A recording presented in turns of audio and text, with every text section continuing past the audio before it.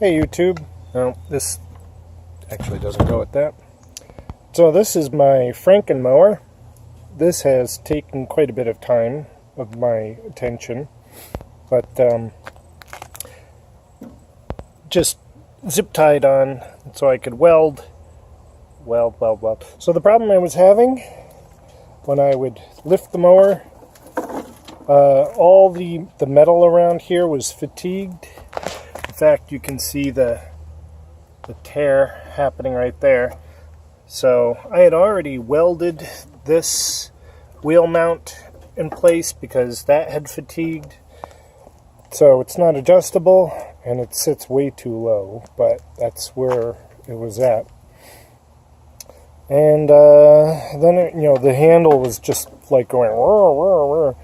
So I did this welding rebar, and then I had another piece going like that. Doink. You can see the welding spray there. Yeah. Then it just died. Well, not died. The motor, I guess, is okay, although it really smells like gas. The deck would flex, and then the blades would go. So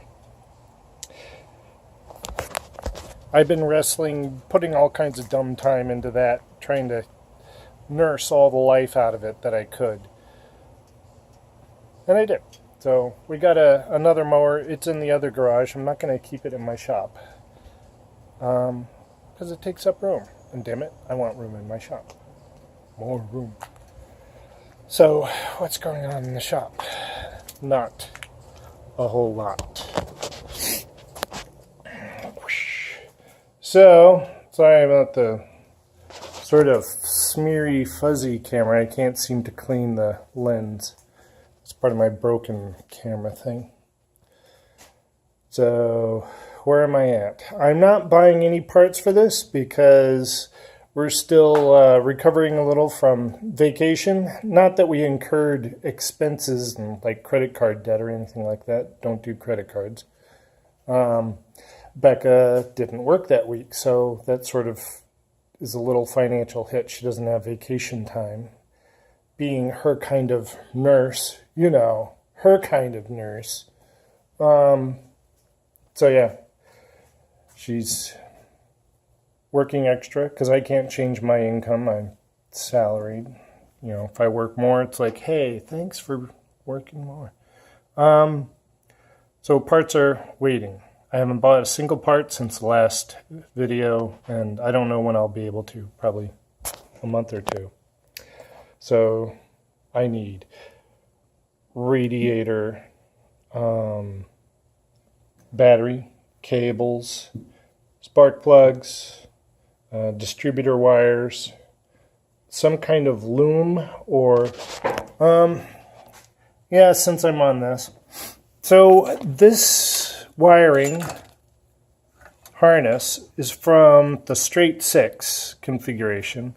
So obviously it's all optimized for where stuff was related to stuff. Like the distributor was like down here and the alternator was over there. Starter, yeah. So these wires aren't necessarily oriented around that, and some of them are like colossally soldered together.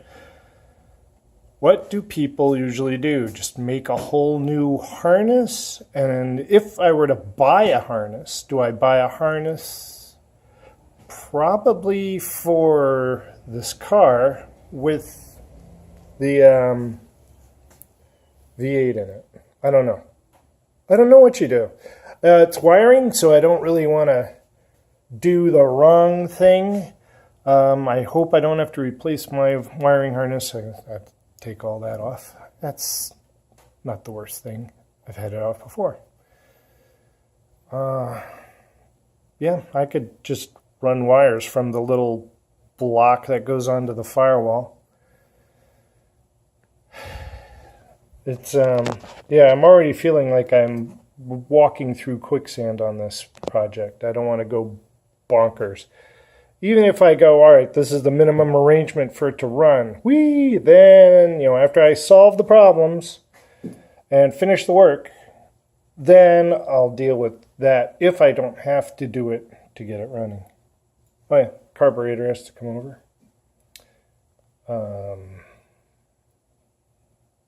What else? I think that's it. Oh, line lock.